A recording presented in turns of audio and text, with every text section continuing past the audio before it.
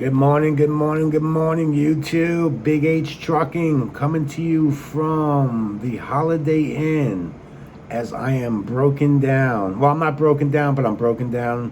The truck's at Lake City, Florida, Peterbilt, waiting to get new injectors installed. The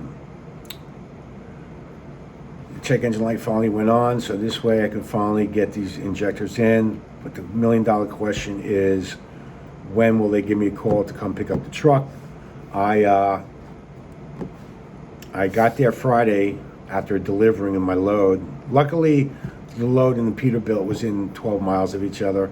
So I did my delivery. The truck runs fine with the check engine light on. It just, that's just, even with my old Peterbilt, that when I had the check engine lights on, it turned out to be sensors. It still drove like it felt like it was normal.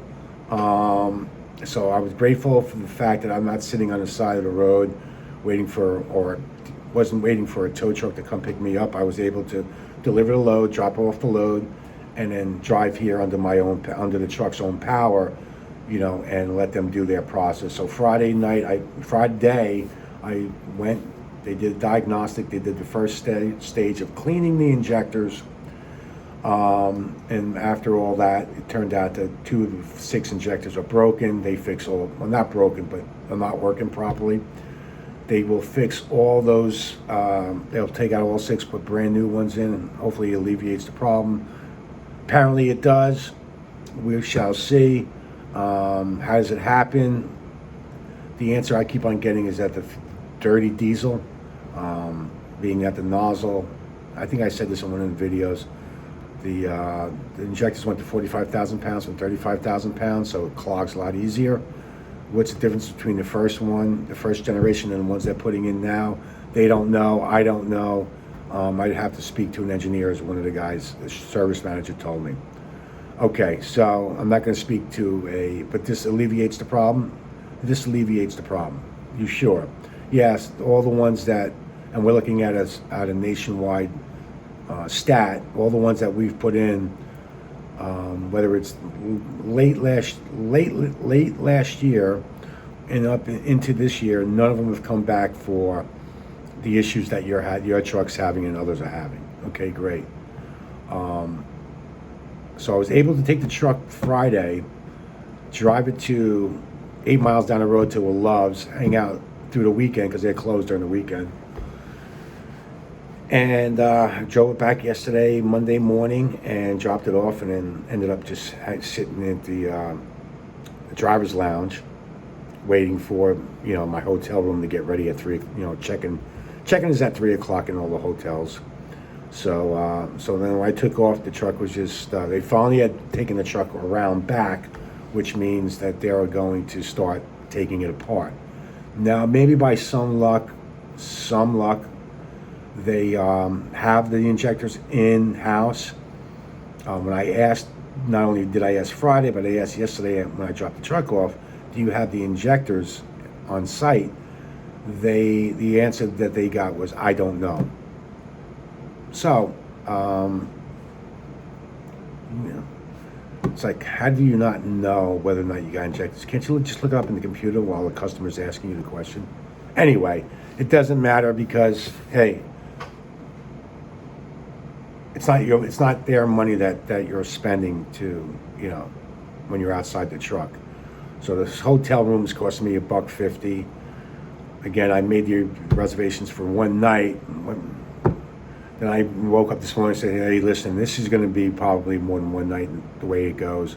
So I got another night tonight and another night tomorrow night. The good news is that if I get a call, say tonight or tomorrow before 6 p.m., I can cancel that night and get a refund on that night that I'm not staying there. So that's good. Other than that, I am just hanging out.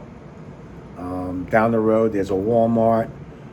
Plenty of eateries, from Olive Garden to Texas Longhorn to McDonald's to Jersey Subs, Five Guys, Papa John's Pizza. There's all kinds of eateries, so I'm not worried about that. And again, the good news is they're all within walking distance. So that's what I'm doing. I'm just chilling out and being bored, you know.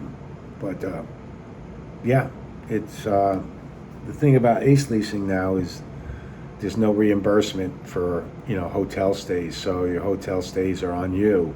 Yes, it's a tax write-off. I get all that, but you still got to come out of pocket with money.